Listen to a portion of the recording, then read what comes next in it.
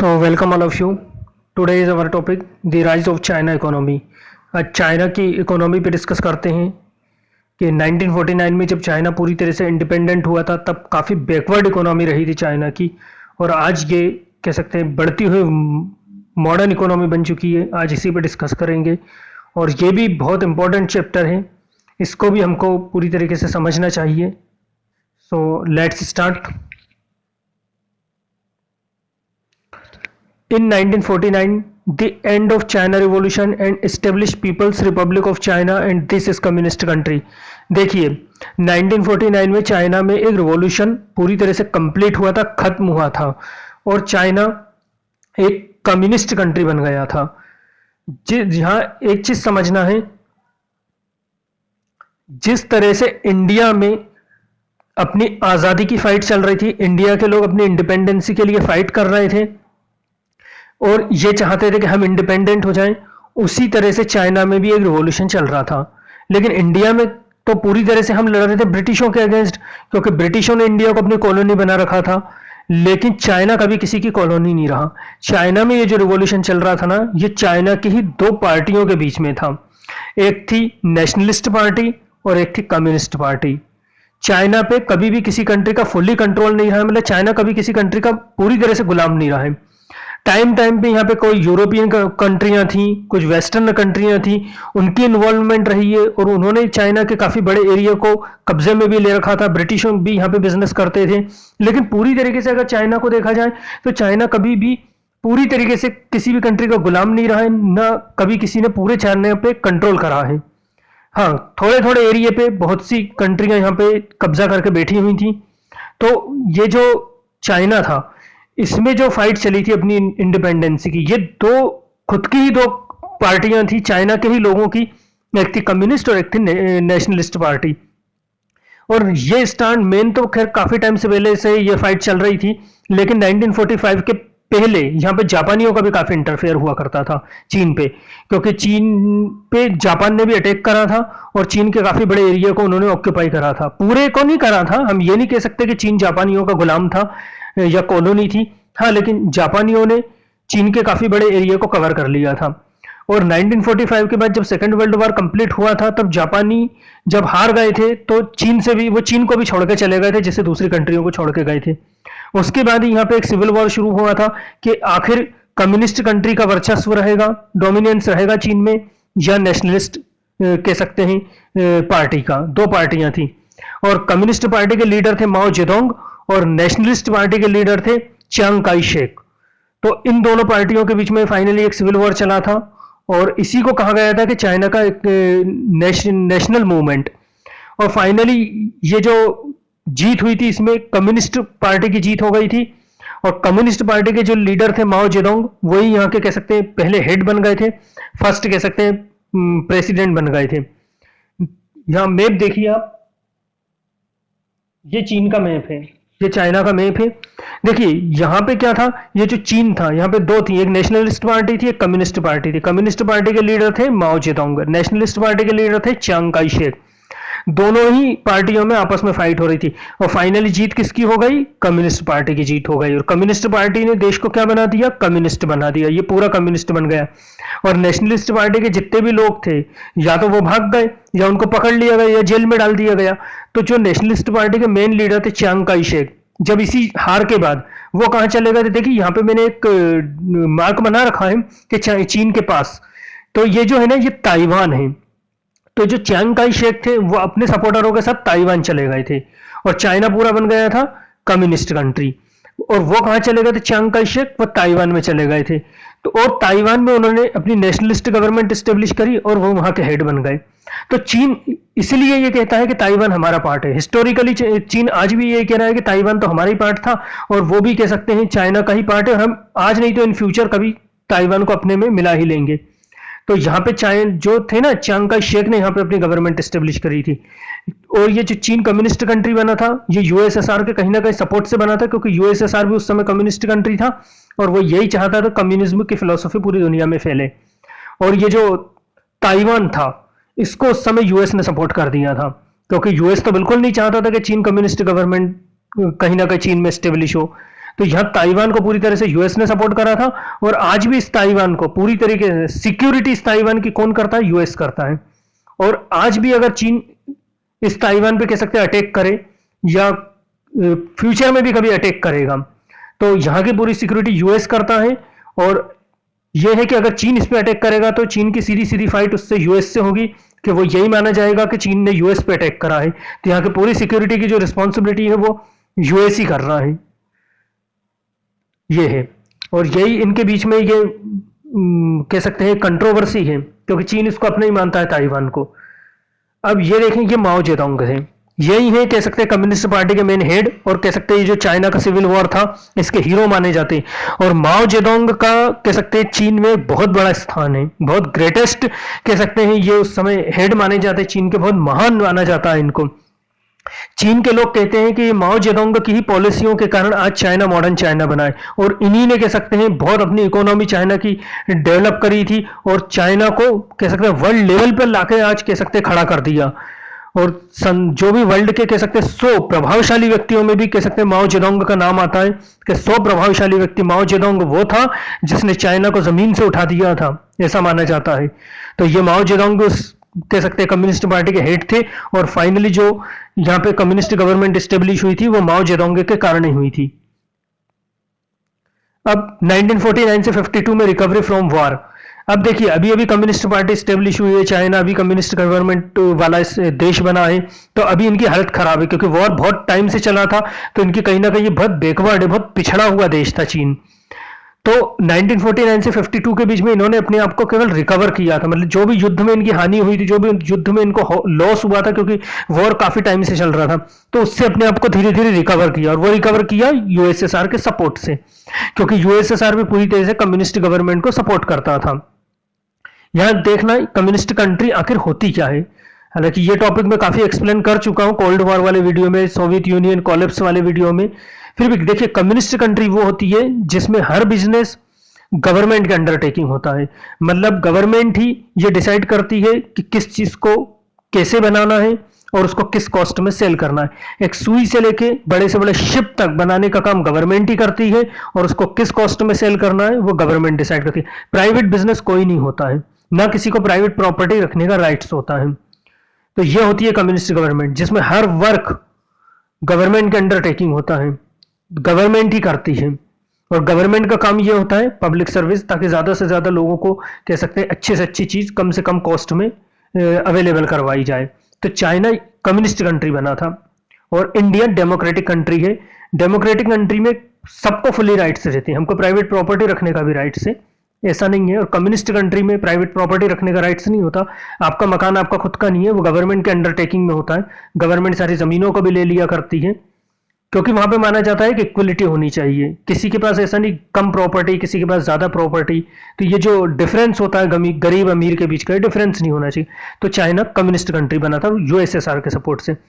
तो जब ये कम्युनिस्ट कंट्री बना था तो इसको वेस्टर्न कंट्री बिल्कुल पसंद नहीं करती थी, क्योंकि वेस्टर्न कंट्रियां अगर देखा जाए तो सब डेमोक्रेटिक कंट्रियां, उन्होंने चाइना को रिकॉग्नाइजेशन भी नहीं दी थी, कि हम मान्यता ही नहीं देते, हम मानते ही नहीं है चीन एक कम्युनिस्ट कंट्री है। तो चीन के वेस्टर्न कंट्रियों से भी रिलेशन काफी खराब हो चुके थे, मतलब चीन को कहीं से भी हेल्प मिलने की कोई कह सकते हैं उम्मीद नहीं थी। सिर्फ यूएसएसआर कहीं ना कहीं चीन को हेल्प कर रहा था, क्योंकि वो भी कम्युनिस्ट गवर्नमेंट वाला देश है। तो 1949 से 52 तक इन्होंने वॉर से रिकवर किया था अपनी कह सकते हैं ये इकोनॉमी को, कि हमारा जो भी लॉस हुआ है वो कवर होए। फिर फर्स्ट इनका प्लान था 1953 से 1957 तक, इन्होंने फर्स्ट 5 ईयर प्लान लॉन्च करा था।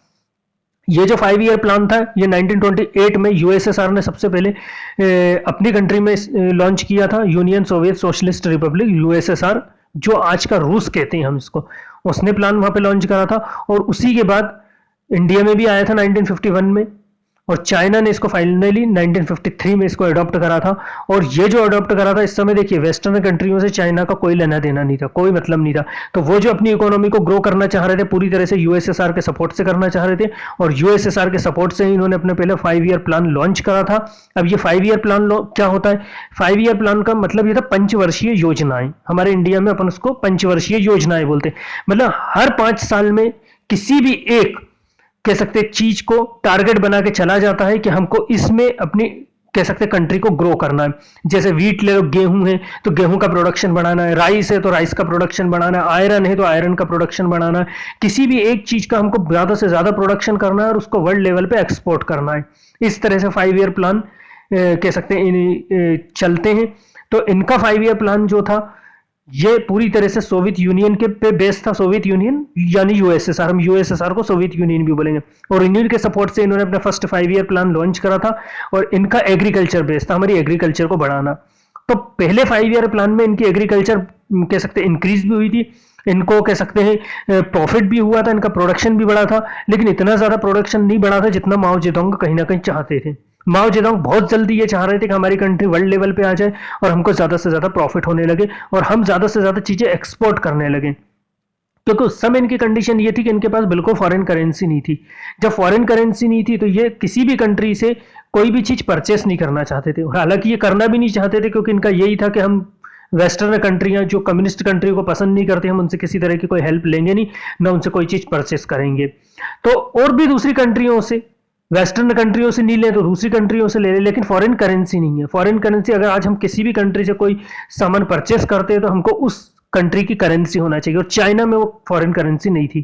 तो ज्यादा से ज्यादा जो भी था अपने रिसोर्सेस के और अपने संसाधनों के दम पर ये करना चाहते थे कि हमको जो भी करना है अपने बलबूते पर करना है, क्योंकि हमारे पास फॉरेन करेंसी नहीं है कि हम किसी भी कंट्री से कह सकते हैं मॉडर्न मशीनें या मॉडर्न इंस्ट्रूमेंट खरीद लें और अपना प्रोडक्शन को बढ़ा लें। तो फर्स्ट इनका 5 ईयर प्लान सोवियत यूनियन पे बेस्ड था, उन्हीं के सपोर्ट से कर रहे थे और इसमें प्रॉफिट भी हुआ था, लेकिन उतना प्रॉफिट नहीं हुआ था जितना ये चाहते थे। तो फिर क्या हुआ था, यहां पे एक चीज समझना है कि 1957 में जो यूएसएसआर के कह सकते हैं प्रेसिडेंट थे निकिता खुश्चेव। देखिए यूएसएसआर का उस समय पूरी कह सकते हैं वॉर जो है कोल्ड वॉर यूएस से चल रहा था। यूएसएसआर ये चाहता था कहीं ना कहीं वो यूएस को पीछे छोड़ दे अपनी इकोनॉमी में, डेवलपमेंट में, और यूएस जो अमेरिका है वो चाहता था वो यूएसएसआर को पीछे छोड़ दे। तो 1957 के नवंबर में यूएसएसआर में निकिता खुश्चेव ने एक स्पीच दी थी। उस स्पीच में निकिता खुश्चेव ने यह कहा था कि हम आने वाले 15 ईयर्स में, 15 सालों में सिर्फ अमेरिका की इकोनॉमी की बराबरी ही नहीं करेंगे जबकि उसकी इकोनॉमी से आगे भी निकल जाएंगे। ये यूएसएसआर के प्रेसिडेंट निकिता खुश्चेव का कहना था कि हम आने वाले 15 सालों में सिर्फ अमेरिका की इकोनॉमी की बराबरी ही नहीं करेंगे जबकि उससे आगे निकल जाएंगे। तो माओ जेडोंग उनकी इस स्पीच से काफी प्रभावित हुए थे और माओ जेडोंग पे उनकी इस स्पीच का काफी प्रभाव पड़ा था। तो माओ जेडोंग ने भी बिना कुछ सोचे समझे चीन में एक डिक्लेरेशन कर दिया था, चीन में कह सकते लोगों को प्रॉमिस कर दिया था कि जिस तरह से यूएसएसआर ये कह रहा था कि हम आने वाले 15 सालों में 15 ईयर्स में अमेरिका को पीछे छोड़ देंगे, उसी तरह से माओ जेडोंग ने कहा कि हम आने वाले 15 सालों में ब्रिटेन की इकोनॉमी को पीछे छोड़ देंगे। जबकि माओ जेडोंग ये अभी नहीं जानते थे कि कैसे होगा। तो माओ जेडोंग का ये कहना था कि हम आने वाले 15 सालों में एक टारगेट बना के चलते हैं कि 15 ईयर्स में ब्रिटेन को पीछे छोड़ देंगे। उसके साथ ही माओ जेडोंग का ये कहना था और 100 साल में हम अमेरिका को भी पीछे छोड़ देंगे। ये माओ जेडोंग का कहना था। और माओ जेडोंग ने इसके लिए जानते थे अच्छी तरह से कि जो सोवियत बेस हमारी इकोनॉमी है, जो सोवियत यूनियन के बेस पे हम अपनी इकोनॉमी को बढ़ा रहे हैं, अब हम अपनी इकोनॉमी को सोवियत यूनियन के बेस पे नहीं बढ़ाएंगे, क्योंकि कहीं ना कहीं जो सोवियत यूनियन था, यूएसएसआर था, उनका जो कोल्ड वॉर चल रहा था अमेरिका से, तो दोनों के बीच में कुछ ट्रीटियां भी हो रही थी जिसे माओ जेडोंग बिल्कुल पसंद नहीं कर रहे थे, क्योंकि उनका यह कहना था कि वेस्टर्न कंट्रियों से किसी तरह का कोई रिलेशन नहीं रखना और यूएसएसआर कहीं ना कहीं उनसे कुछ ट्रीटियां कर रहा है। तो अब माओ जेडोंग पूरी तरह से अपने कंट्री की इकोनॉमी अपनी दम पे, अपने रिसोर्सेस के दम पे बढ़ाना चाहते थे और किसी से कोई हेल्प नहीं लेना चाहते। तो इस बार उन्होंने जो सोवियत यूनियन का बेस था 5 ईयर प्लान का, वो भी छोड़ दिया था। देखिए 5 ईयर प्लान में यह होता है कि हर 5 साल में एक प्लान लॉन्च किया जाता है और उसके बाद दूसरा होता है। तो अभी फर्स्ट 5 ईयर प्लान इनका क्या था, ये था 1953 से 57। अब पहला 5 ईयर प्लान तो इनका चल गया था, उसमें प्रॉफिट भी हुआ था लेकिन इतना ज्यादा नहीं हुआ। सेकंड 5 ईयर प्लान भी इनको लॉन्च करना था 1957 से फिर आगे, लेकिन माओ जेडोंग ने सेकंड 5 ईयर प्लान को रिजेक्ट कर दिया। अब सेकंड 5 ईयर प्लान नहीं चलेगा, अब हम दूसरा कुछ प्लान बनाएंगे। और उसके अलावा माओ जेडोंग ने 1958 में और एक नया प्लान बनाया था जिसको कहा गया था ग्रेट लीप फॉरवर्ड, मतलब ज्यादा से ज्यादा हम आगे बढ़े, ग्रेट लीप फॉरवर्ड मतलब बड़ी कामयाबी, अगर इसको कहें तो एक प्लान था बड़ी कामयाबी। अब इसमें इन्होंने क्या करा था, देखिए इसके पहले जो चीन में जो फार्मर हुआ करते थे, किसान हुआ करते थे, वो अपनी छोटी छोटी जमीनों पे खेती किया करते थे। लेकिन माओ जेडोंग ने सारी एग्रीकल्चर लैंड को गवर्नमेंट के अंडरटेकिंग ले लिया, मतलब सारे फार्मरों से उनकी जमीन को छीन लिया, उनको अपने कब्जे में ले लिया, मतलब गवर्नमेंट के अंडरटेकिंग कर लिया पूरी तरह से कि अब ये गवर्नमेंट के अंडरटेकिंग हो गई, सारी एग्रीकल्चर लैंड को ले लिया और उनको गवर्नमेंट के अंडरटेकिंग कर लिया। वही जो कम्युनिस्ट गवर्नमेंट में होता है कि कोई भी प्राइवेट प्रॉपर्टी आपकी नहीं होती। इसके पहले लोग अपनी छोटी छोटी जमीनों के छोटे छोटे पार्टों पे खेती किया करते थे, लेकिन माओ जेडोंग का ये कहना था कि अब सारी एग्रीकल्चर लैंड का सामूहिकीकरण कर दूंगा, मैं यूनिफिकेशन कर दूंगा, यूनिफाइड कर दूंगा। एक तो एग्रीकल्चर लैंड, दूसरा इंडस्ट्रियलाइजेशन, ज्यादा से ज्यादा आयरन और स्टील बनाना है, क्योंकि हम दूसरी कंट्रियों से ना तो आयरन और स्टील परचेस करना चाह रहे, ना हमारे पास फॉरेन करेंसी है। तो इनका ये कहना था, तो इन्होंने सारी एग्रीकल्चर लैंड को कह सकते यूनिफाइड कर दिया और उन पे कहा कि अब सारे किसानों को, सारे फार्मरों को एक साथ मिलकर खेती करना है, बड़े बड़े खेतों पे बड़ी बड़ी एग्रीकल्चर फील्ड बना दी और फार्मरों से ये कहा गया कि अब आपको खेती करना, यहीं पे रहिए, उनके रहने की फैसिलिटी वहां प्रोवाइड करी, उनके खाने की फैसिलिटी प्रोवाइड करी। और दूसरी बात ये था, उनको सख्त वार्निंग थी, आपको ठंड में काम करना है, गर्मी में काम करना है, बरसात में काम करना है, चारों मंथ में आपको काम करना है। छुट्टी लेने का कोई प्रावधान नहीं था, मतलब छुट्टी नहीं मिलेगी, छुट्टी बहुत मुश्किल से मिला करती थी उनको हॉलीडे, क्योंकि माओ जेडोंग जल्द से जल्द बड़ी कामयाबी हासिल करना चाहते थे और अपनी इकोनॉमी को बढ़ाना चाहते थे। माओ जेडोंग का सोचना था, तो बड़ी बड़ी फील्डें बनाई। माओ जेडोंग का कहना, खेतों में एक साथ जब वर्क करेंगे, क्योंकि और तो कुछ है नहीं हमारे पास सिर्फ एग्रीकल्चर लैंड है, तो एग्रीकल्चर लैंड से ही हम ज्यादा से ज्यादा प्रोडक्शन करेंगे और उस प्रोडक्शन को फार्मरों से कम कॉस्ट में परचेस कर लेंगे और उस प्रोडक्शन को दूसरी कंट्रियों को सेल करेंगे और उससे जब हमारे पास फॉरेन करेंसी आएगी, उससे हम अपना इंडस्ट्रियलाइजेशन करेंगे। ये माओ जेडोंग का कहना था और सोचना था, और इससे हमको बहुत ज्यादा हमारी इकोनॉमी ग्रो कर जाएगी ये। लेकिन इसके अलावा एक और लीडर हुआ करते थे चीन में, देखिए ये थे, इनका नाम था लियो शाओकी। लियो शाओकी, इनने कहा था कि इस तरीके से अगर आप एक साथ एग्रीकल्चर लैंड पे सारे फार्मरों को खेती करवाओगे तो इससे कुछ नहीं होगा। अगर आप एग्रीकल्चर को बढ़ाना चाहते हैं तो सबसे पहले आपको इंडस्ट्रियां डेवलप करनी पड़ेगी। ये लियो शाओकी का कहना था कि आप, क्योंकि एग्रीकल्चर में ये नहीं होता कि बड़े बड़े खेत बना दिए आपने, खेती की फील्ड बना दी, उन पे एक साथ बहुत सारे किसानों से खेती करवा रहे हैं तो प्रोडक्शन बढ़ जाएगा। आपको खेती के लिए मॉडर्न इंस्ट्रूमेंट चाहिए, नए नए कह सकते हैं इंस्ट्रूमेंट होंगे तो अपने आप एग्रीकल्चर का प्रोडक्शन बढ़ेगा। और आज भी एग्रीकल्चर का जो प्रोडक्शन होता है वो मॉडर्न इंस्ट्रूमेंट के बेस पर ही होता है, वही मॉडर्न कह सकते हैं एग्रीकल्चर को बढ़ाता है। इनका भी यही कहना था। लेकिन और अगर आप इस तरह से बड़े बड़े खेतों पे एक साथ फार्मरों से खेती करवाएंगे तो इससे ज्यादा प्रोडक्शन नहीं होने वाला, प्रोडक्शन गिर भी सकता है। तो इनका कहना था पहले अपनी कह सकते हैं फैक्ट्री एस्टेब्लिश करो, नए नए इंस्ट्रूमेंट बनवाओ, नई नई मशीनरी लाइए, आप नई नई टेक्नोलॉजी लाइए, उसके बाद एग्रीकल्चर बढ़ाना, उसके बाद बढ़ जाएगी। लेकिन माओ जेडोंग का कहना यह था कि हमारे पास इतना पैसा नहीं है कि हम अपनी इंडस्ट्रियां डेवलप कर लें। तो इंडस्ट्रियां डेवलप करने के लिए पैसा कैसे आएगा?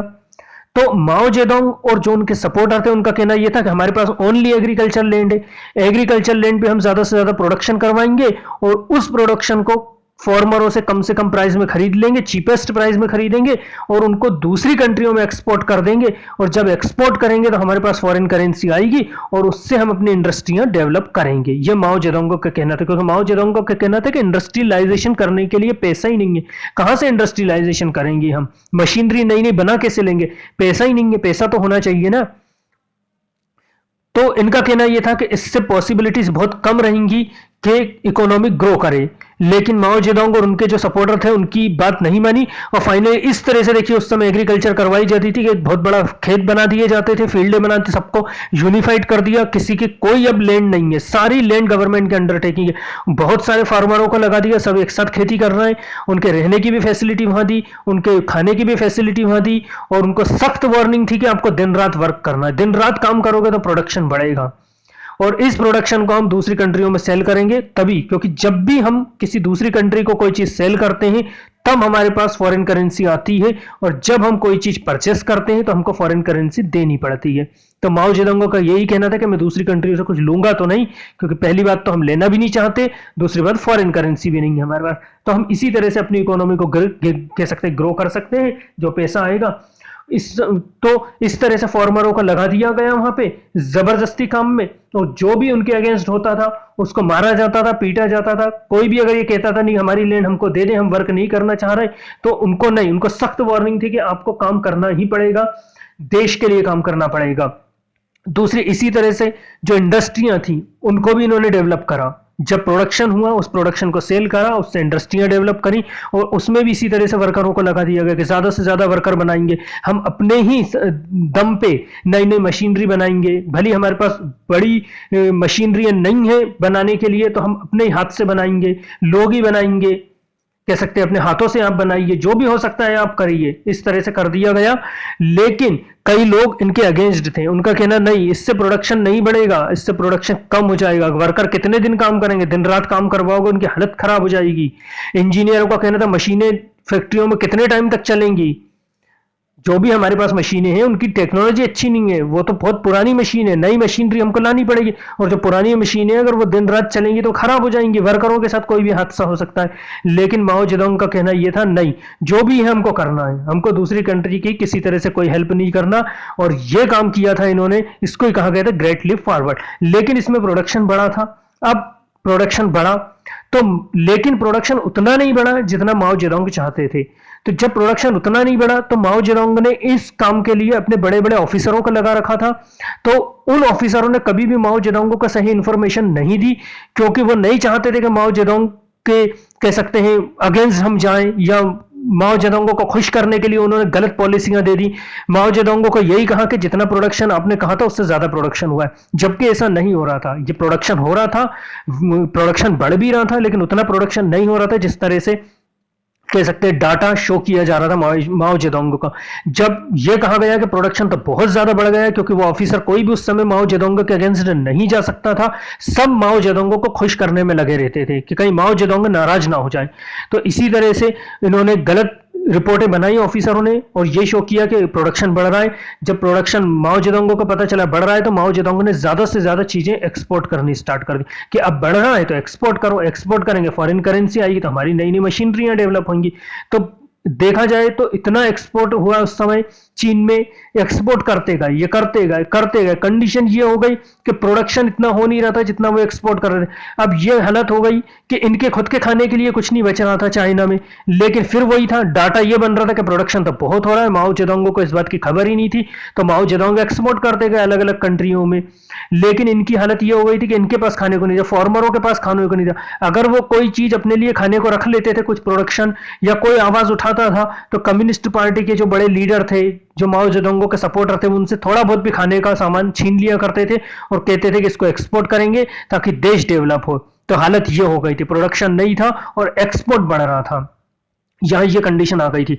अब इसके बाद क्या हुआ था देखिए, फिर 1958 में ही उन्होंने एक और कैंपेन चलाया था, 1958 टू 16 में, पेस्ट कैंपेन।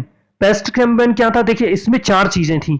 माओ जेडोंग का कहना यह था मच्छर, मक्खी, एक स्पैरो, और जो रेट्स होते हैं, मच्छर, मक्खी, चूहे, और स्पैरो मतलब गौरैया या चिड़िया, ये हमारी एग्रीकल्चर लैंड को बहुत ज्यादा खराब कर देते हैं और हमारी फसलों को खा जाते हैं, तो इनको मारो। ये एक नया कैंपेन था, मच्छरों को मार दो, मक्खियों को मार दो, चूहों को मार दो, रेट्स को मार दो, और स्पैरो गौरैया को मार दो, क्योंकि गौरैया फसलों पे बैठ जाती है, प्लांटों पे बैठ जाती है और उनको खा जाती है, तो उससे प्रोडक्शन कम होगा, हम एक्सपोर्ट क्या करेंगे, ये माओ जेडोंग का कहना, और हमको तो ज्यादा से ज्यादा एक्सपोर्ट करना है। तो बड़ी, कह सकते हैं, बहुत ज्यादा, कह सकते हैं, उस समय रेट्सों को मारा गया, मॉस्किटो को मारा गया, मच्छरों को मार दिया गया, मक्खियों को मार दिया गया, गौरैया चिड़िया को भी मार दिया गया। लेकिन यहां यह था कि जो गौरैया होती थी, कि उसको मारने से प्रॉब्लम यहां ये आ गई कि जो गौरैया होती है वो फसलों पे बैठती तो है और फसलों को कहीं ना कहीं खाती भी है, लेकिन उसके साथ कई वो ऐसे कीड़ों को भी खा जाती है जो हमारी एग्रीकल्चर को खराब कर देते हैं। तो जब गौरैया को मार दिया तो अब वो गौरैया है नहीं, चिड़िया है ही नहीं, अब प्लांटों पर बैठेंगी नहीं, तो प्लांट पे जो कीड़े लग रहे हैं, जो कह सकते क्रीचर हैं, जो प्लांटों को खराब कर देते हैं, उनको कौन खाएगा।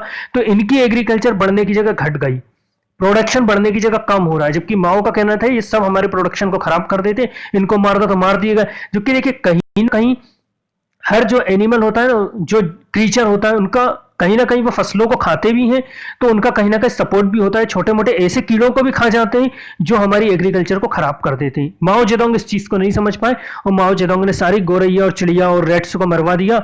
अब क्या हुआ, इससे प्रोडक्शन बढ़ने की जगह घट गया। लेकिन बात वही थी कि माओ जेडोंग को कोई बताना नहीं चाहता था कि हमारा प्रोडक्शन है नहीं, और माओ जेडोंग ज्यादा से ज्यादा इसको एक्सपोर्ट करते जा रहे थे। कंडीशन ये बन गई थी कि इनके खुद के पास खाने को बच नहीं रहा था, गांवों में खाने को कुछ नहीं था, लोग खाएं क्या, हालत खराब हो गई थी लोगों की, क्योंकि ज्यादा से ज्यादा इन्होंने एक्सपोर्ट करा। इतनी बुरी कंडीशन हो गई थी कि जॉन एफ कैनेडी जो उस समय अमेरिका के प्रेसिडेंट थे, वो उनको समझ गए थे कि चीन में कह सकते हैं बहुत बड़ी फेमाइन आने वाली है, बहुत बड़ी फेमाइन आ चुकी है, अकाल पड़ गया खाने का। इसके बाद भी अफ्रीका और क्यूबा की जो कंट्रियां उनको कह सकते हैं फूड एक्सपोर्ट करता है, अपनी एग्रीकल्चर का जो भी है, वीट है, राइस है, ये सब एक्सपोर्ट कर रहे हैं, जबकि इनके खुद के देश में खाने की कमी पड़ गई है। ये कंडीशन आ चुकी थी। उसी समय 1959 में ग्रेट फ्लूड इन पीली रिवर या येलो रिवर हम इसको बोल सकते हैं, 1959 में। इसके बाद ही ये जो येलो रिवर है, ये सेकेंड लार्जेस्ट रिवर है चाइना की, लार्जेस्ट या लॉन्गेस्ट रिवर, दूसरी सबसे बड़ी नदी है चीन की।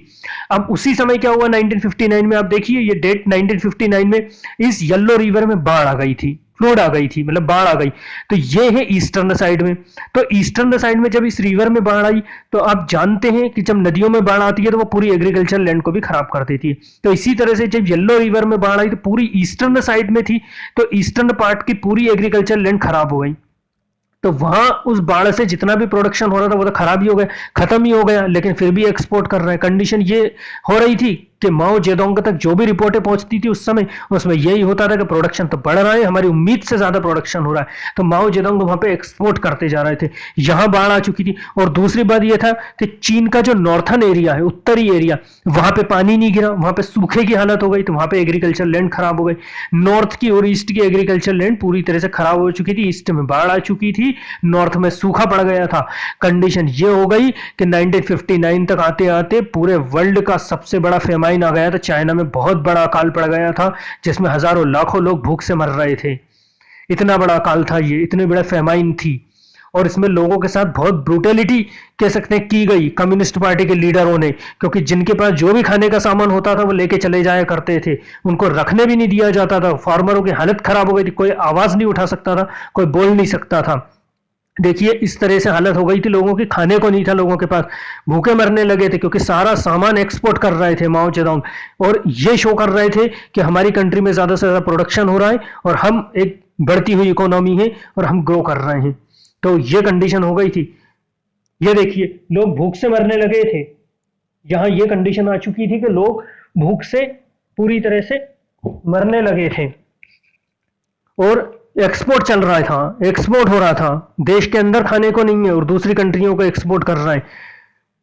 ये बच्चे तक से मर रहे थे, बूढ़े औरतें सब भूख से मर रहे थे, कुछ भी नहीं था। फाइनली ये हो गई थी 1959 का ही वो टाइम था। देखिए चीन में आज कहा जाता है ना कि चीन के लोग सब तरह के एनिमलों को, सब तरह के जानवरों को मार के खा लेते हैं।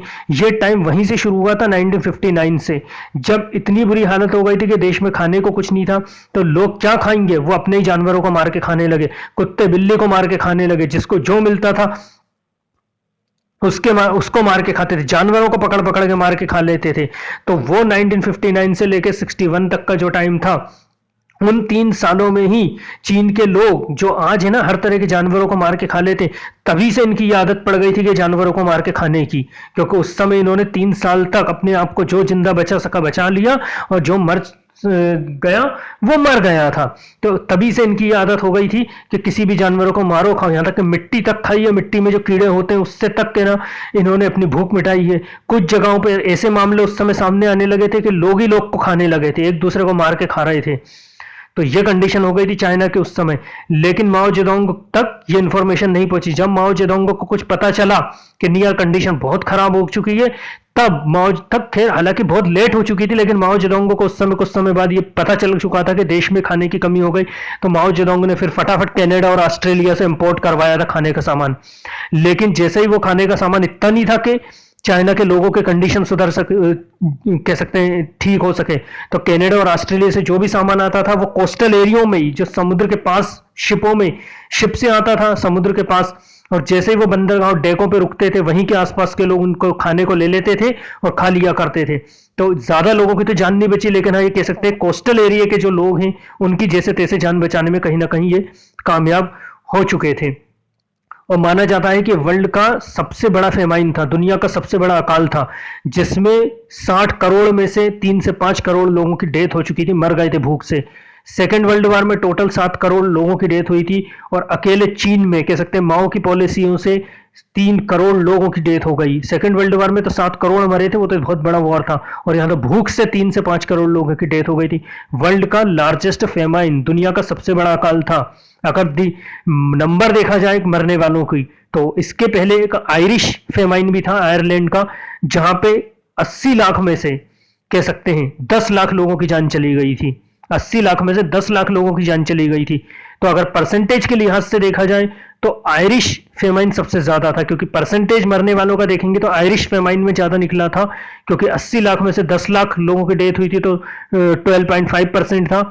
और लेकिन अगर मरने वालों की संख्या देखी जाएगी तो चाइना का फेमाइन वर्ल्ड का लार्जेस्ट फेमाइन था, जिसमें बहुत 3 से 5 मिलियन यानी 3 से 5 करोड़ लोग भूख से मर चुके थे।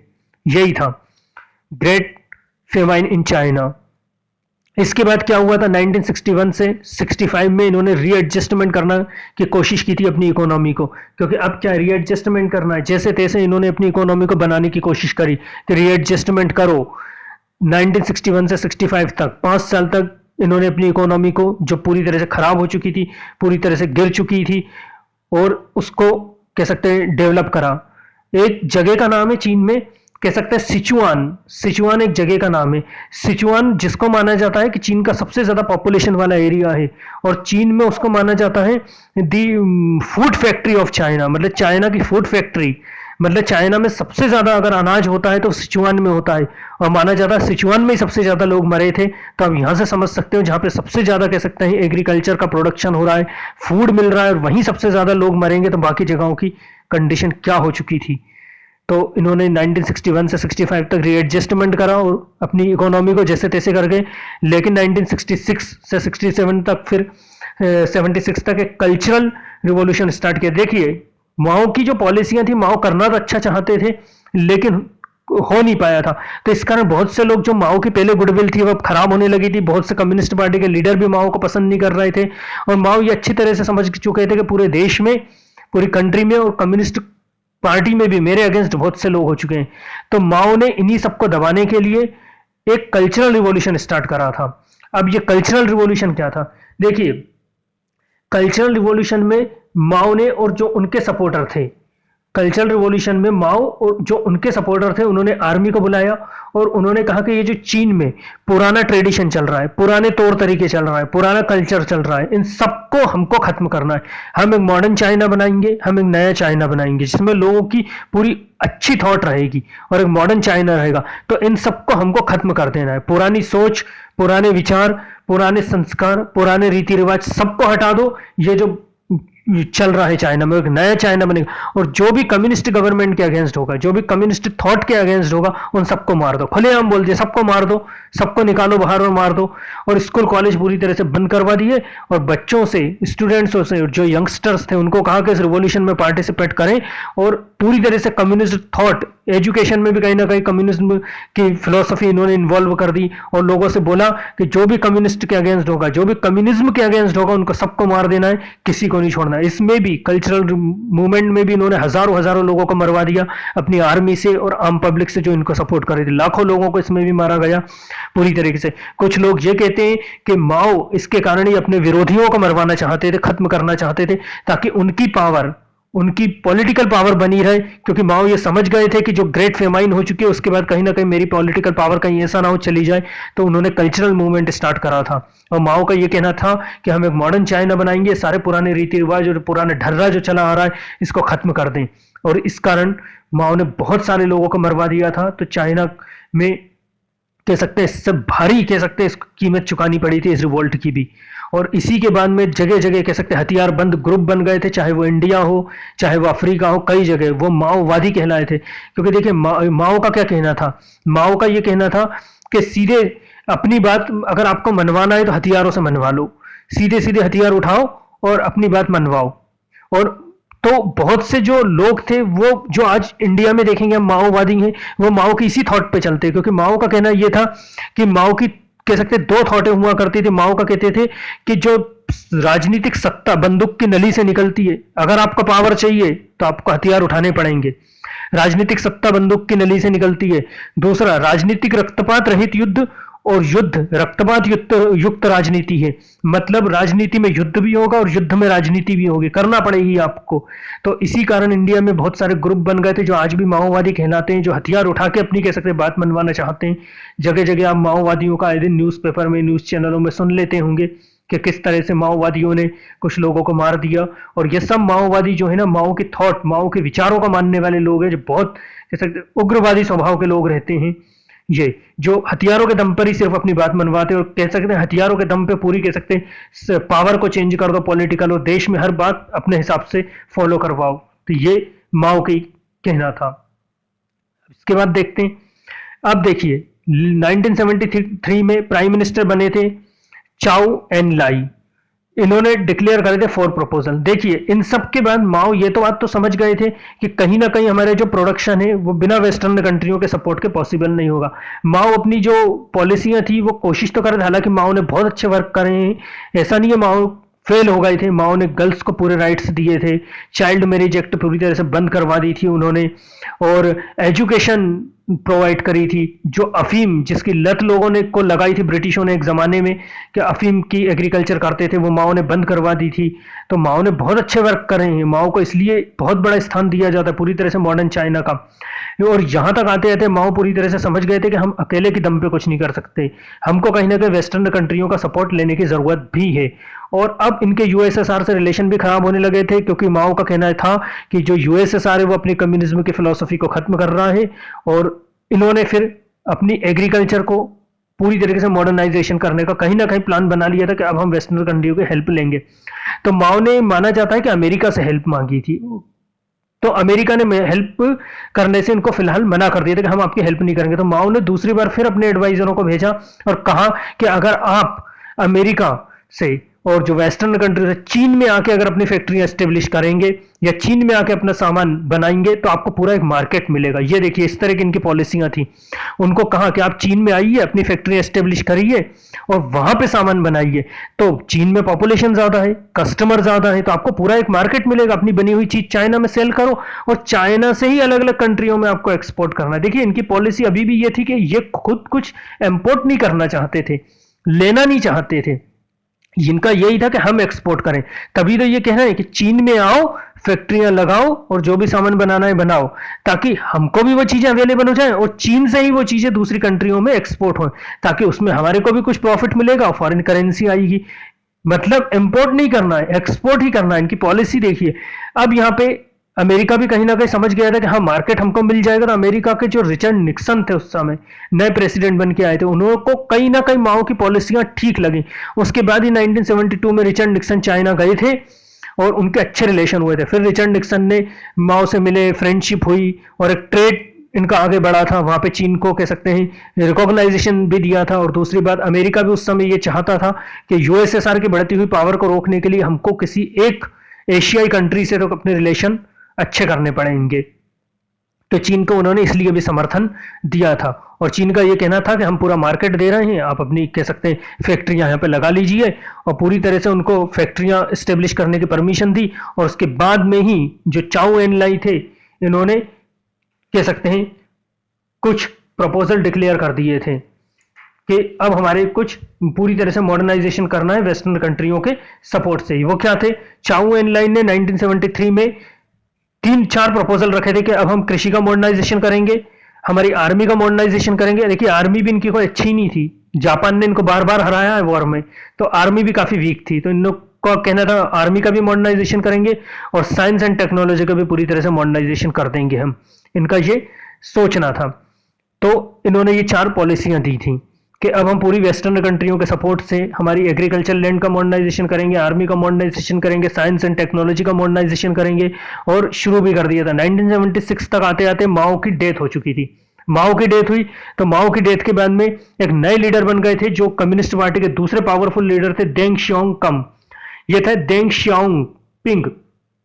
शाओपेंग, डेंग शाओपेंग, ये पावर में आ गए थे 1978 में। और इनको ही देखिए, ये बहुत बड़े लीडर थे और कहीं ना कहीं इनको ही माना जाता है कि ये डेंग शाओपिंग जो थे फादर ऑफ मॉडर्न चाइना और chief architect of China economy reforms कहते हैं। यही कहलाते हैं मॉडर्न चाइना के फादर और chief architect of China economy. इनके आने के बाद ही चाइना की इकोनॉमी पूरी तरह से ग्रो हुई थी। इन्होंने ही ऐसी पॉलिसियां दी थी कि अब पूरी तरह से हमको वेस्टर्न कंट्रियों के सपोर्ट से अपनी इकोनॉमी को ग्रो करना है, चाहे कुछ भी हो जाए, इनका ये कहना था।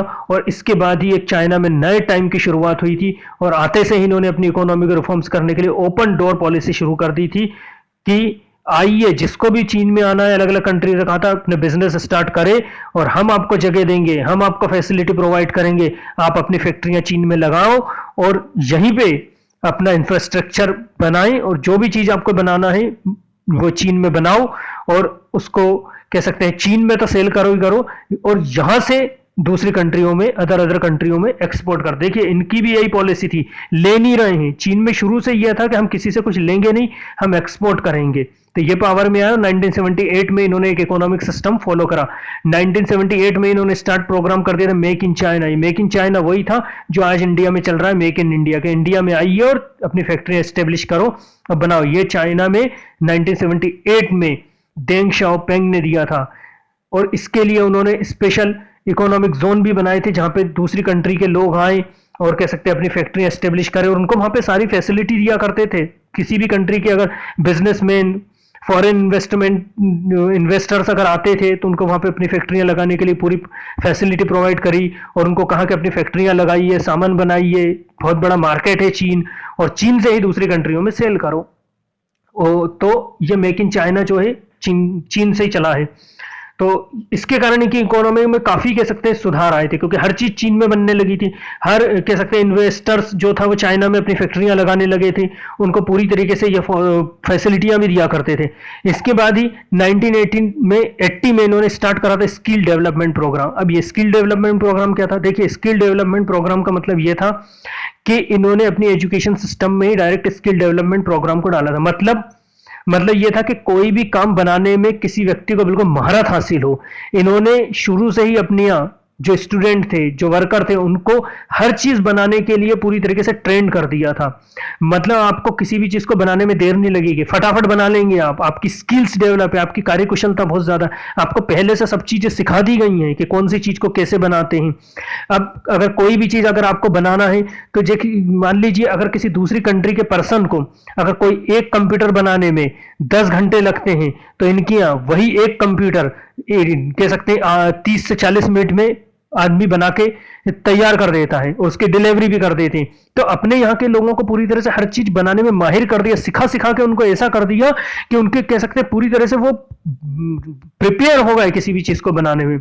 जितनी जल्दी होगी बना देंगे। अब वो देखेंगे नहीं, कोई भी नई चीज उनके पास आएगी तो देखेंगे नहीं कि अगर उनको कोई मोबाइल बनाना है तो इसकी बैटरी कहाँ लगेगी, इसका डिस्प्ले कहाँ फिट होएगा, फिर इसका साउंड सिस्टम कहाँ जाएगा, सब चीजें मालूम है। जितनी जल्दी वो बना सकेंगे बना देंगे। तो स्किल डेवलपमेंट प्रोग्राम, ये स्किल डेवलपमेंट प्रोग्राम भी हमारे मोदी जी अभी इंडिया में स्टार्ट करा है अभी कि इंडिया के लोगों को भी अब ज्यादा से ज्यादा चीजें बनाने में माहिर करो, उनकी कार्यकुशलता बढ़ाओ। तो इनने उस समय स्टार्ट करा था। फिर देखिए, इसके बाद जब एग्रीकल्चर लैंड का मॉडर्नाइजेशन करा इन्होंने, उसके बाद भी जब प्रोडक्शन बहुत कम था और पॉपुलेशन बढ़ रही थी तो 1979 में इन्होंने पॉपुलेशन एक्ट भी पास करा था। वन चाइल्ड पॉलिसी फॉलो कर दी थी ताकि पॉपुलेशन कंट्रोल हो। पॉपुलेशन कंट्रोल होगी तभी तो हम हमारी चीजें दूसरी कंट्रियों में एक्सपोर्ट करेंगे, क्योंकि इसके पहले की कंडीशन ये थी कि जितना भी सामान बनता था वो चाइना में कम पड़ जाता था, पॉपुलेशन बहुत ज्यादा थी। तो 1979 में पॉपुलेशन एक्ट भी पास करा था इन्होंने, क्या वन चाइल्ड पॉलिसी रहेगी। अब ओनली एक चाइल्ड रहेगा, इससे ज्यादा नहीं करेंगे, अदरवाइज आपको गवर्नमेंट फैसिलिटी प्रोवाइड नहीं की जाएगी।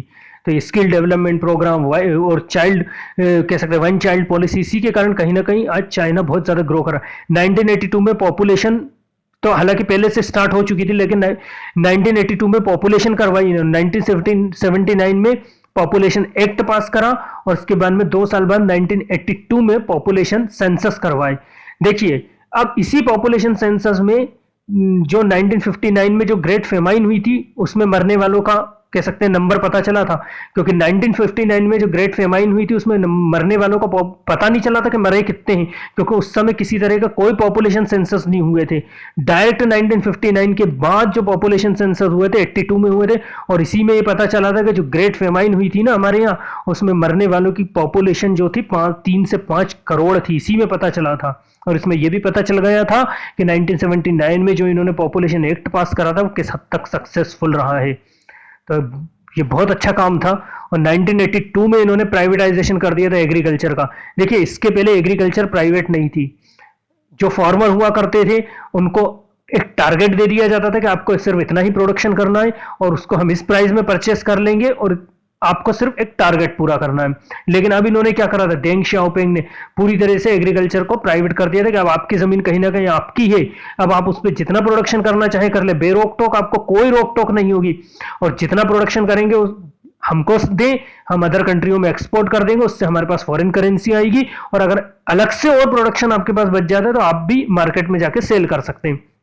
इसके पहले ऐसा नहीं था। इसके पहले यह था कि कोई भी अतिरिक्त प्रोडक्शन नहीं करेगा, अलग से प्रोडक्शन नहीं करेगा, सिर्फ गवर्नमेंट के इंस्ट्रक्शन जितने दिए जाएंगे उतना ही प्रोडक्शन करेगा और उसको उसी कॉस्ट में सेल करेगा जितनी गवर्नमेंट डिसाइड करेगी। लेकिन ये इन्होंने हटा दिया। इन्होंने बोला प्राइवेटाइजेशन कर दो एग्रीकल्चर का, जिसको जितना प्रोडक्शन करना है करे, जिसको जिस कॉस्ट और कहीं मार्केट में सेल करना है सेल कर दे।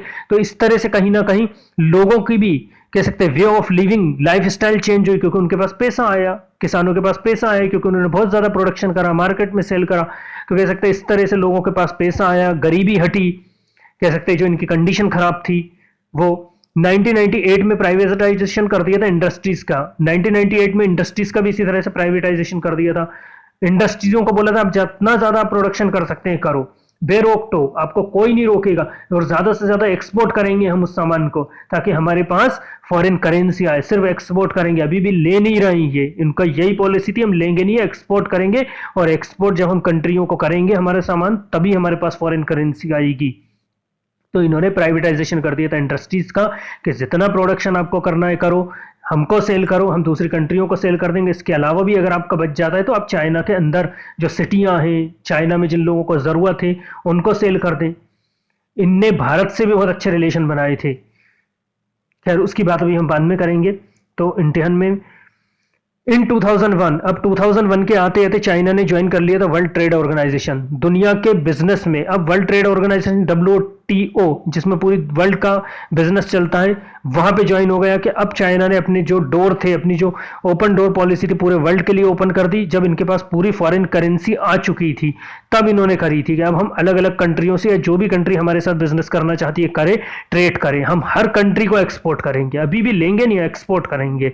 तो यहां पे इन्होंने एक वर्ल्ड ट्रेड ऑर्गेनाइजेशन को ज्वाइन करा था और कहा था कि अब पूरी तरीके से हम इस ट्रेड में आ चुके हैं, जिस कंट्री को हमसे जो ट्रेड करना है कर ले, और जो इन्वेस्टर्स यहाँ आके इन्वेस्ट करना चाहता है, फैक्ट्री एस्टेब्लिश करना चाहता है, उसको हम सारी फैसिलिटी प्रोवाइड करेंगे। वो यहाँ पे फैसिलिटी कह सकते हैं फैक्ट्री एस्टेब्लिश करे और हम सारा कह सकते हैं इंफ्रास्ट्रक्चर उनको तैयार करके दे देंगे। अब कुछ अलग चीजें देख लेते। China produced 25% elasticity of the world. China दुनिया के 25% इलेक्ट्रिसिटी प्रोवाइड कर रहा है, बना रहा है, प्रोड्यूस कर रहा है। जितनी भी दुनिया की इलेक्ट्रिसिटी है उसका 25%।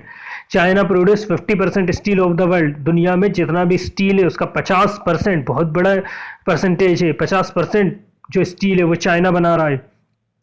China produce 70% mobile of the world. दुनिया में जितने भी मोबाइल हैं उनमें 70% मोबाइल चाइना बना रहा है। मतलब कह सकते हैं कि अगर दुनिया में पूरे वर्ल्ड में 100 मोबाइल हैं तो उसमें से 70 मोबाइल चाइना के हैं। लगभग सभी हैं, और जो बाकी के नहीं हैं उनमें कहीं ना कहीं बैटरियां चाइना की यूज हुई हैं, इंस्ट्रूमेंट चाइना के यूज हुए हैं। तो बहुत ग्रो किया है इन्होंने अपनी इकोनॉमी को। China produced 60% cement of the world. मतलब वर्ल्ड में जितना भी सीमेंट बनता है उसका 60% सीमेंट चाइना प्रोड्यूस करता है। और माना जाता है 2011 से 2014 तक चीन में इतना सीमेंट यूज हुआ है जितना अमेरिका में पूरे 100 सालों में यूज नहीं हुआ। मतलब इन्होंने अपना कितना मैन्युफैक्चरिंग स्टॉक बढ़ाया, ब्रिज बनाए, हाईवे बनाए, रोड बनाई, सड़कें बनाई, हर जगह सीमेंट का प्रोडक्शन, बड़ी बड़ी फैक्ट्री एस्टेब्लिश करी। तो कितना सीमेंट उन्होंने यूज करा है जितना अमेरिका ने पिछले लास्ट 100 सालों में भी नहीं यूज करा। 100 ईयर्स, 1 सेंचुरी कहते हैं उसको। तो सीमेंट भी चाइना सबसे ज्यादा बना रहा है। China produce 70% toys of the world. जितने भी कह सकते हैं वर्ल्ड में टॉय हैं खिलौने हैं उनका 70% टॉय चाइना बना रहा है। China produced 50% coals of the world. दुनिया में जितना भी कोल से कोयला है उसका 50% कोयला चाइना प्रोड्यूस कर रहा है। China produced 60% most luxury item of the world. देखिए चाइना सिर्फ सस्ती चीजें ही नहीं बनाता, चाइना दुनिया में जो 60% जो लग्जरी ब्रांडेड आइटम रहते हैं वो भी चाइना बनाता है। मतलब जितने भी ब्रांडेड आइटम वर्ल्ड में है ना उसमें से 100 में से 60 चाइना के बनाए हुए हैं, बाकी नहीं है तो उसमें कहीं ना कहीं चाइना की चीजें लगी हुई हैं। China produced 80% AC of the world. दुनिया में जितने भी एयर कंडीशनर हैं उसमें से 80% यानी 100 में से 80 चाइना के बनाए हुए हैं। China produced 60% shoes of the world. दुनिया में वर्ल्ड में जितने भी शूज हैं उसमें से 100 में से 60 शूज चाइना के हैं। China make 45% ship of the world.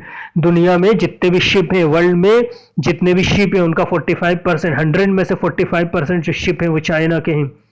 China produced 50% Apple of the world. दुनिया में जितने भी एप्पल हैं सेव फल जिनको कहते हैं उसका 50% चाइना बनाता है, चाइना प्रोड्यूस कर रहा है, चाइना में प्रोडक्शन हो रहा है। सेकंड पे यहाँ पे अमेरिका आता है और अमेरिका सिर्फ 6% करता है। अब फर्स्ट और सेकंड में डिफरेंस देख लीजिए, चाइना 50% कर रहा है फर्स्ट पे आ रहा है और अमेरिका 6% कर रहा है 6% और सेकंड पे आ रहा है। अब ठीक है ये सब चीजें हैं तो हर चीज में चाइना कहीं ना कहीं ग्रो कर रहा है, हर चीज में चाइना ने ग्रो करी है। बट यहाँ पे एक क्वेश्चन फिर भी बनता है कि why China economy growing fast. ये सब चीजें ठीक है लेकिन फिर भी चाइना की आखिर इकोनॉमी ग्रोइंग क्यों कर रही है, ऐसे क्या रीजन है। अब उन रीजनों पे कुछ बात करेंगे। देखिए इंडस्ट्रियल हब चाइना ने क्या करा है, अपने यहाँ पे इंडस्ट्रियल हब बना दिया। किसी भी कंट्री में अगर कोई सामान बनता है तो उस सामान लीजिए कोई भी प्रोडक्शन हो रहा है तो उस चीज से रिलेटेड सारा सामान एक ही जगह पे मिल जाएगा। मतलब कहने का यह है कि चाइना में अगर कोई भी एक पेन से लेके बड़े से बड़े शिप तक अगर कोई चीज बन रही है तो उससे को बनाने के लिए जिन जिन चीजों की जरूरत होती है वो सारी चीजें एक ही जगह पे मिलेंगी, किसी जगह दूसरी जगह से नहीं मंगवानी पड़ेगी। इसको कहते हैं इंडस्ट्रियल हब। मतलब बड़े बड़े शहर बना दिए उसने कि अगर आपको एक कार भी बनाना है ना तो अब उस कार के अलग अलग पार्ट्स लेने के लिए आपको किसी दूसरी जगह नहीं जाना, उसी फैक्ट्री में उसी इंडस्ट्रीज में सारे कार के या बाइक के या शिप के एरोप्लेन के सारे पार्ट्स मिल जाएंगे। बस आपको उनको जोड़ने का काम रहेगा, सारे पार्ट्स अवेलेबल हैं। इसमें ट्रांसपोर्ट का खर्चा बच गया कि दूर से कहीं से मंगवाना नहीं है, कॉस्ट बच गया, टाइम बच गया, तो जल्द से जल्द वो कह सकते हैं प्रोडक्शन कर लेते हैं, कम समय में ज्यादा से ज्यादा चीजें बना लेते हैं। ये होते हैं इंडस्ट्रियल हब। हमारे यहाँ की कंडीशन ये क्या है, अगर एक मोबाइल बनाना है तो मोबाइल की बैटरी कहीं और से आ रही है, उसके अंदर का स्पीकर कहीं और से आ रहा है, डिस्प्ले कहीं और से आ रहा है, तो आ रहा है फिर 2 या 3 या 10 दिन में मिल रहा है। तो ये चीज चाइना में नहीं, चाइना में एक ही जगह पे सारे कह सकते हैं पार्ट्स हैं, बस आपको उनको जोड़ने का काम है। और वहां पे वर्कर जो हैं वो तो है ही ट्रेंड, वो फटाफट उसको कह सकते हैं जोड़ते हैं और चीजें बनाते जाते हैं। तो एक इंडस्ट्रियल हब बना रखा है कि किसी भी चीज को बनाना है तो आपको कहीं दूर से उसके पार्ट्स नहीं मंगवाना, वही सारी चीजें हैं आपको अवेलेबल हो जाएंगी और वहीं पे बस आपको उसको आपस में जोड़कर तैयार कर करना है चीजें। नेक्स्ट देखते हैं cost effective labour. Cost effective labour का मतलब यह है कि वहां की लेबर को शुरू से ही चाइना में 1970 कह सकते हैं 8 से ही या 1980 से ही स्किल डेवलपमेंट प्रोग्राम सिखाया गया था कि हर व्यक्ति को हर चीज बनाने में माहिर बना दिया गया। मतलब इनको इतना सिखाया कि चाइना के अगर वर्करों का कोई भी चीज दे दोगे ना तो वो फटाफट उसको बना के दे देंगे, टाइम नहीं लगेगा। हमारे यहाँ पे अगर आप देखोगे तो कह सकते हैं ट्रेंड वर्कर नहीं मिलेंगे, अगर कोई वर्कर मिलेंगे तो वो काम नहीं करेंगे। और तो चीन में ये नहीं है, चीन में जितने भी वर्कर काम कर रहे हैं वो सब ट्रेंड वर्कर हैं। अगर हमारे यहाँ पे अगर एक वर्कर 1 घंटे में 10 चीज बनाएगा तो चाइना में एक वर्कर 1 घंटे में 50 या 100 आइटम बना के दे देगा। वो इतनी ज्यादा उसकी स्किल डेवलपमेंट फटाफट बनाएगा, वो सोचेगा नहीं मेरे को क्या करना, ट्रेंड बिल्कुल माहिर हैं वो अपने काम में। माना जाता है उनके खून में वो बात आ चुकी है, उनको इतना सिखा चुके हैं चीन में, ऐसी एजुकेशन सिस्टम उन्होंने फॉलो करी कि इतना ज्यादा सिखा दिया। और अब इंडिया में यही चल रहा है, मोदी जी ने यही तो बोला है कि स्किल्स डेवलप करो, सिखाओ लोगों को, कौशल योजना मतलब लोगों को नई नई चीजें बनाना सिखाओ, उनको एम्प्लॉयमेंट जॉब भी मिलेगी और जल्द से जल्द हमारी चीजें बनेगी। तो कॉस्ट इफेक्टिव लेबर मतलब जितनी मजदूरी वो अपने लेबर को देते हैं उससे ज्यादा तो वो काम कर देते हैं। ऐसा नहीं है कम मजदूरी मिलती है, कम वेजेस मिलते हैं चाइना में, जितने मिलते हैं ना वहां के वर्कर उससे ज्यादा काम करके दे देते हैं क्योंकि इतनी स्किल्स डेवलपमेंट है उनमें। Third stability. स्टेबिलिटी का मतलब ये कि देखिए हमारे यहाँ क्या है, कभी गवर्नमेंट चेंज हो गई, कभी पॉलिसियां चेंज हो गई, ये इसमें स्टेबिलिटी नहीं हो जाती। चीन में गवर्नमेंट चेंज होना ही नहीं है, ओनली वन गवर्नमेंट। हाँ, लीडर जरूर चेंज हो जाएंगे लेकिन पॉलिसियां वही रहेंगी। तो इसको कहते हैं स्टेबिलिटी। इसमें जब भी कोई फॉरेन इन्वेस्टर्स आते हैं ना किसी भी कंट्री में इन्वेस्ट करने के लिए, तो वो ये चीज सबसे पहले देखते हैं कि कंट्री में ऐसा नहीं हो कि बार बार चेंजेस हो रहे हैं, बार बार पॉलिसियां बदल रही हैं, बार बार विरोध हो रहे हैं। तो ये सब चाइना में नहीं है। ये सब पूरी स्टेबिलिटी एक दे रखी है उन्होंने कि नहीं, गवर्नमेंट एक और पूरी तरह से स्टेबिलिटी, कुछ भी चेंज नहीं होगा, सारी चीजें आपको एक जैसी रहेंगी, पॉलिसियां भी चेंज नहीं होंगी, और जो भी चीजें हमने आपको प्रोवाइड कर दी उसमें किसी तरह का कोई चेंजेस नहीं होगा। फैक्ट्री जहां लग गई, उस फैक्ट्री के लिए जमीन दे दी आपको, उसमें कोई चेंजेस नहीं होगा। फिर आता है मास प्रोडक्शन। मास प्रोडक्शन, चीन में जो भी चीज बनती है वो छोटे मोटे लेवल पे नहीं बनती, वो डायरेक्ट बड़े लेवल पे बनाते हैं। मतलब एक चीज नहीं बनाते, हजारों चीजें बनाते हैं एक साथ। मतलब एक ही तरह की हजारों चीजें, और इतना ज्यादा प्रोडक्शन कर देते हैं कि उसकी कॉस्ट अपने आप गिर जाती है। मतलब अगर एक कार बना रहे हैं तो उसकी कॉस्ट जाहिर सी बात है बहुत ज्यादा रहेगी, और उसको आपको ज्यादा कॉस्ट में सेल करना है। लेकिन चाइना उसी कार को हजारों हजारों हजारों कार तैयार कर देगा वो, और कहीं ना कहीं उसकी कॉस्ट कम हो जाएगी। ये होता है। आप देखना कि अगर एक चीज बनाएंगे तो उसकी कॉस्ट बहुत ज्यादा पड़ जाएगी आपको, और जब वही उसी के जैसी हजारों चीजें बना के रख देंगे तो आपका प्रॉफिट का मार्जिन भी निकल जाएगा, और कहीं ना कहीं उसकी कॉस्ट कम हो जाती है। इसको कहते हैं मास प्रोडक्शन। चाइना कोई भी चीजें कम नहीं बनाता है, चाइना हर चीज का मास प्रोडक्शन करता है और उसको वर्ल्ड लेवल पे एक्सपोर्ट कर देता है, जहां भी जिन कंट्रियों में भी उसकी जरूरत होती है। और मास प्रोडक्शन करता तो करता है, इतना ज्यादा करता है कि कोई भी कंट्री उसकी बराबरी नहीं कर पाती, उतनी जल्दी करके देता है। क्योंकि वही बात आ गई, वहां के जो वर्कर है ना वो बहुत जल्द सामान को तैयार कर, आप आज ऑर्डर दोगे कल तक आपको तैयार, आप जिस डेट को दोगे उस डेट को वहां पे के वर्कर उस सामान को तैयार करके दे देंगे। अब दूसरी कंट्रियों में क्या होता है, आज आपने ऑर्डर दिया है, कल तक बनेगा, परसों तक बनेगा, या और टाइम लगता है। जबकि चीन में ऐसा नहीं है, वर्कर इतने टैलेंटेड, इतने कह सकते हैं स्किल्स डेवलप उनकी, कि आपका 1 या 2 दिन में जिस डेट को आप बोलोगे वो ऑर्डर पूरा कर देंगे। तो इसको कहते हैं मास प्रोडक्शन। ज्यादा से ज्यादा बनाया और फटाफट मार्केट में लॉन्च कर दिया, वेट नहीं करना है। इस कारण ज्यादा से ज्यादा इन्वेस्टर्स भी चीन में ही इन्वेस्ट करते हैं कि वहां के वर्करों बहुत जल्दी सामान तैयार करके देते हैं। फिर आता है वर्ल्ड क्लास इंफ्रास्ट्रक्चर। देखिए सबसे बड़ी बात है कि अगर कोई भी फॉरेन इन्वेस्टर्स को अगर हमको अपनी कंट्री में लाना है तो हमारा इंफ्रास्ट्रक्चर बहुत बढ़िया होना चाहिए, क्योंकि सामान बना है उसको दूसरे ट्रांसपोर्ट के थ्रू अदर जगह पहुंचाना है जिसमें लेट नहीं हो, देर नहीं हो। और चीन में वर्ल्ड क्लास इंफ्रास्ट्रक्चर। देखिए सड़कें देखो आप चाइना की, कितनी स्पीड में गाड़ियां चल के एक जगह से दूसरी जगह पे सामान पहुंचा देंगी। जो भी उनका प्रोडक्शन होगा फटाफट एक सिटी से दूसरी सिटी में पहुंच जाएगा, टाइम ही नहीं लगेगा। ये इनका इंफ्रास्ट्रक्चर है। बड़े बड़े कह सकते हैं मॉलों तक सामान पहुंच जाता है हाईवे के थ्रू। हर जगह हाईवे मिलेंगे। अगर एक जाम तो होता ही नहीं है, एक हाईवे में अगर भीड़ है तो दूसरा, दूसरे में अगर रश है तो तीसरा, तीसरे में अगर रश है तो दूसरा, हर जगह रास्ते इन्होंने निकाल रखे हैं। और वो भी वर्ल्ड क्लास, जहाँ पे सुपर फास्ट गाड़ियां चलती हैं। तो इनका इंफ्रास्ट्रक्चर बहुत कह सकते हैं बेहतरीन इंफ्रास्ट्रक्चर है, जिसमें जल्द से जल्द ये अपने ट्रांसपोर्ट के थ्रू एक सिटी से दूसरी सिटी में सामान पहुंचा देते हैं। ये देखिए सुपर फास्ट ट्रेन है।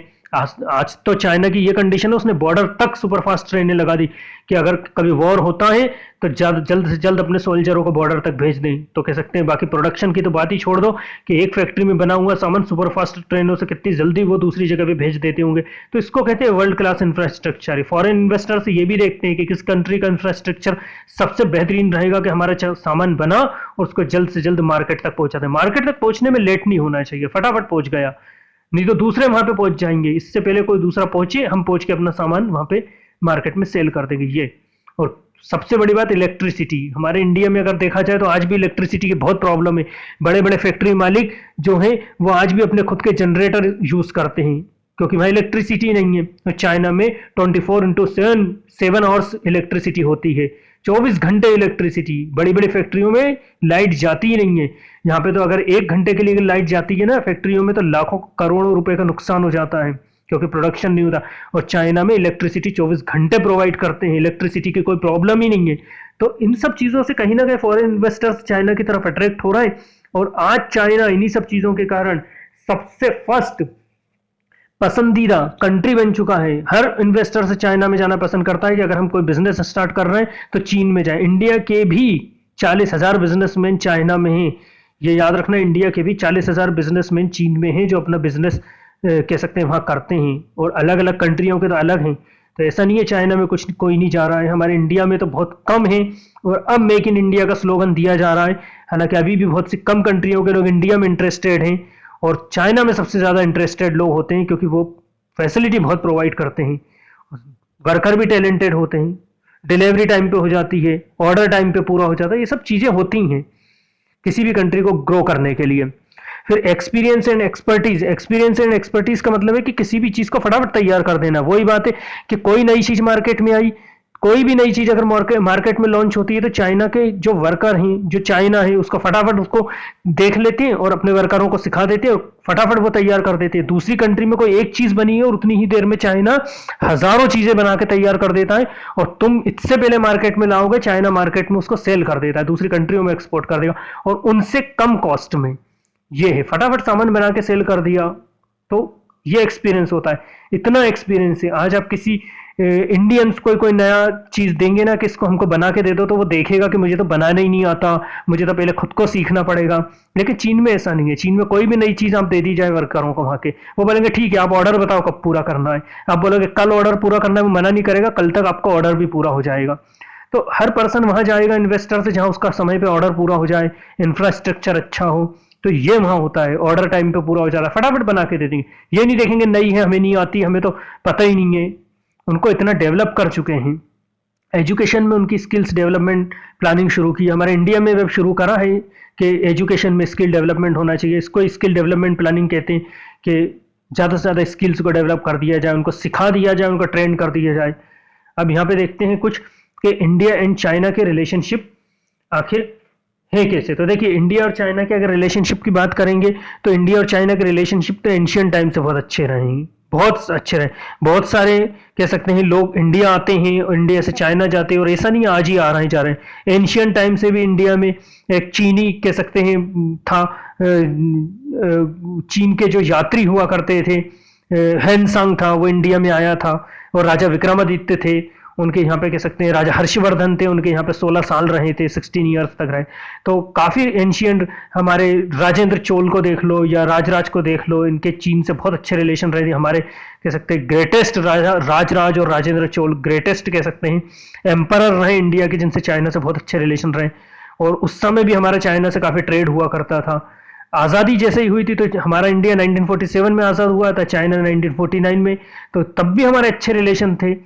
और लेकिन तिब्बत बात वहां थोड़ी सी इंडिया चाइना की बिगड़ गई थी जब चीन ने तिब्बत को हड़प लिया था, जब इंडिया ऐसा नहीं चाहता था, तो वहां से थोड़ा बहुत रिलेशन कहीं ना कहीं बिगड़ने की शुरुआत हुई थी। और भारत की बॉर्डर पे बस्तियां बसा ली थी, एक्सपेंशन पॉलिसी चाइना ने स्टार्ट करी थी, तो भारत से रिलेशन खराब हुए। और उसी के बाद 1962 में लद्दाख और अरुणाचल के कुछ जगहों को लेकर वॉर हुआ। अभी हम वॉर की बात नहीं करेंगे, इस पर एक अलग लेक्चर रहेगा कि कैसे क्या हुआ। तो एक वॉर हुआ था, फिर 1967 में भी वॉर हुआ था, और कंडीशन ये आ गई थी कि 1975 में थोड़ी बहुत मुठभेड़ आखिरी टाइम हुई थी, और उसके बाद से अभी तक कोई रिलेशन नहीं थे। लेकिन यही थे द्यांग शोंग, जो मैंने आपको नाम बताया है इनका, लीडर देंग शाओपिंग। इन्होंने भारत से बहुत अच्छे रिलेशन बनाए थे 1981 में ही। कई बॉर्डर कंट्रोवर्सी दूर करने के लिए मीटिंगें हुई थी दोनों ही, और उसके बाद ही द्यांग शाओपिंग ने जब स्टार्टिंग करी थी, उसके बाद ही हमारे राजीव गांधी 1988 के दिसंबर में चीन गए थे, और दोनों ने ही फिर अच्छे रिलेशन स्टेब्लिश करे थे, दोनों ने ट्रेड करने की कोशिश की थी। आज भी इंडिया और चाइना का ट्रेड तो बढ़ रहा है, रिलेशन बहुत अच्छे हैं। कुछ जगहों पे बॉर्डर डिस्प्यूट्स हैं, वो सॉल्यूशन कर रहे हैं दोनों ही कंट्रियां, और बिजनेस सालाना बढ़ता चला जा रहा है। बिजनेस में कोई दो राय नहीं है कि इंडिया और चाइना का नहीं बढ़ रहा, बिजनेस बिल्कुल बढ़ता चला जा रहा है। कितनी ही इंडिया चाइना की कंट्रोवर्सी हो रही है, लेकिन बिजनेस दोनों का ही बढ़ रहा है। और डब्ल्यूटीओ में दोनों की एक जैसी पॉलिसियां, वर्ल्ड ट्रेड ऑर्गेनाइजेशन में दोनों की एक जैसी पॉलिसियां रही हैं। और चाहे वो एनर्जी हो, सोलर एनर्जी हो, ट्रांसपोर्ट हो, साइंस एंड टेक्नोलॉजी हो, दोनों ही कंट्रियों के लोग एक दूसरी जगह आते हैं। बॉर्डर कंट्रोवर्सी एक अलग चीज़ है, लेकिन बिजनेस तो काफ़ी बढ़ रहा है। और आज भी दोनों के ही बड़े ऑफिसर होते हैं, दिल्ली और बीजिंग में दौरा करते हैं और बैठ के मीटिंगें करते हैं। तो बहुत अच्छे रिलेशन हैं इंडिया चाइना के। अभी करंट में कुछ जगहों पर लेकर कह सकते हैं 2020 में, 2020 में कुछ जगहों का लेकर बॉर्डर कंट्रोवर्सी इनकी बड़ी है। लेकिन आगे हम यही उम्मीद करेंगे कि इंडिया चाइना के रिलेशन बहुत अच्छे रहें, क्योंकि दोनों ही एशिया की उभरती हुई पावर हैं, और दोनों ही पूरी दुनिया में सबसे बड़ा मार्केट है। चीन को भी इंडिया की मार्केट की ज़रूरत है, क्योंकि चीन भी जो चीज़ें सेल करना चाहता है उसको इंडिया जैसा मार्केट चाहिए और इंडिया की भी बनी हुई चीज़ चाइना पे जाती है, तो दोनों ही कहीं ना कहीं एक दूसरे की ज़रूरत को पूरा कर रहे हैं। तो उम्मीद करता हूँ आपको ये लेक्चर समझ में आया होगा। Thank you very much.